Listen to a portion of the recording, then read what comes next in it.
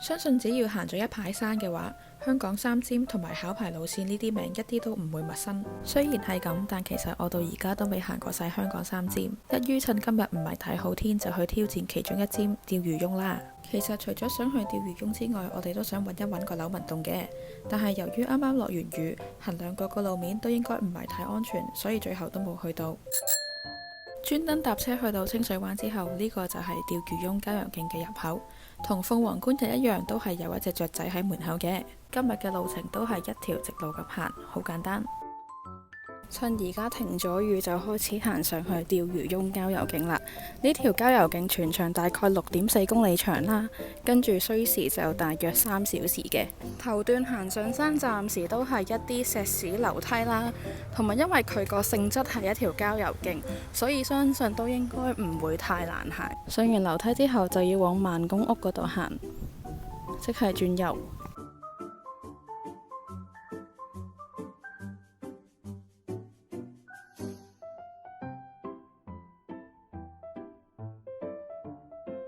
行咗大概15分鐘就上到嚟呢個位，可以見到之前拯救咗我一命嘅青洲啦，同埋去唔成嘅南北果洲嘅。由起點開始行咗大概10個字就可以去到呢個小型樹根群，跟住就可以準備上去釣魚翁啦。好啦，而家準備上山。而家喺路面濕滑嘅情況下上釣魚翁就要小心啲，唔好跣親啦。如果好天行呢，都應該 OK 嘅，因為沿途都有啲植物可以捉住，但係都要小心啲石頭比較多碎石。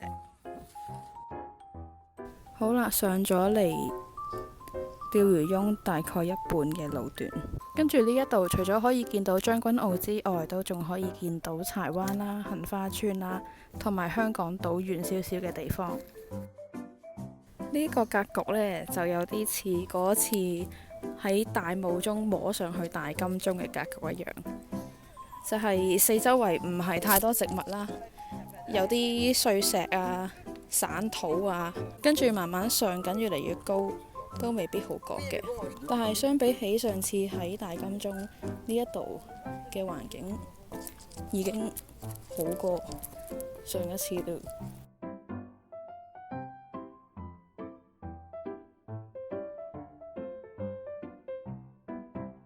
其實沿途上去釣魚翁，我覺得條路都不太差嘅，有啲位係比較跣啲啦，但係譬如而家石頭呢啲位呢，都比較容易啲掌握。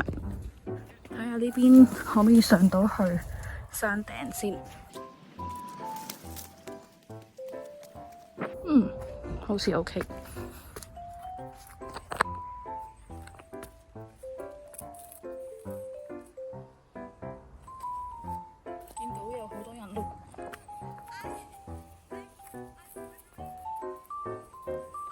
呢幾個位呢，要用少少指力抓住石頭嗰啲稜角。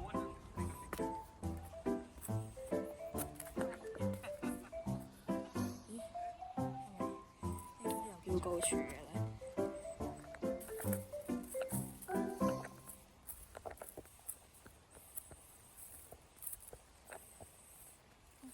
呢一度都有啲斜。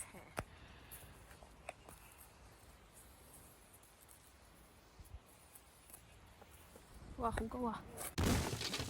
呢度下面就係相思灣啦，可以爬到綠洲嘅。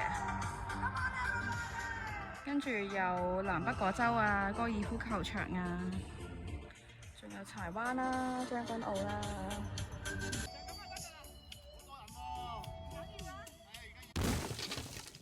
而家離開釣魚翁標高處，就會喺另外嗰邊駁返去五塊田。頭先好似聽到其他人講話，呢一邊落山就要行一條遠少少嘅路，但係暫時睇嚟呢，就好似比上山嗰邊平坦啲嘅。相信嗰個路面情況應該可能會同大金鐘嗰邊有啲似，即係上山嗰度比較斜啲啦，攀升嘅幅度高啲啦，跟住落山嗰邊呢就會慢少少嘅。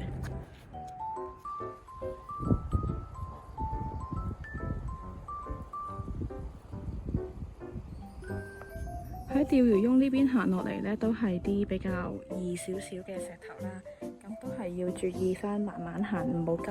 有需要嘅話，倒後行呢會容易少少嘅。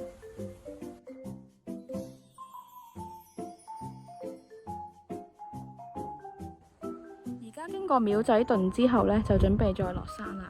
左手邊呢，見到係將軍澳啦，跟住有藍田同觀塘嘅。隔咗座山之後呢，右手邊呢一度就係清水灣。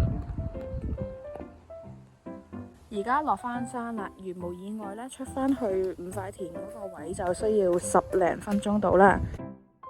回顧返今日行過嘅路啦，喺清水灣二灘嗰一邊上山，先上咗釣魚翁，再落返山，然後上咗下一座小山，再落返山，跟住行咗一段泥路呢，就嚟到而家呢一度。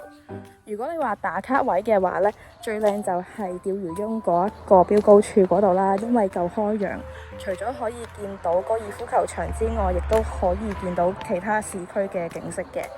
咁但係除咗個位之外呢，大部分路段都係一啲泥路啊、叢林啊，就反而冇乜太多嘅景色。如果想完成三尖嘅話呢，就梗係要嚟啦，否則都冇話特別推薦要過嚟呢一度嘅，因為始終靚嘅山、靚嘅景同埋更加方便嘅交通，就大把其他地方可以選擇。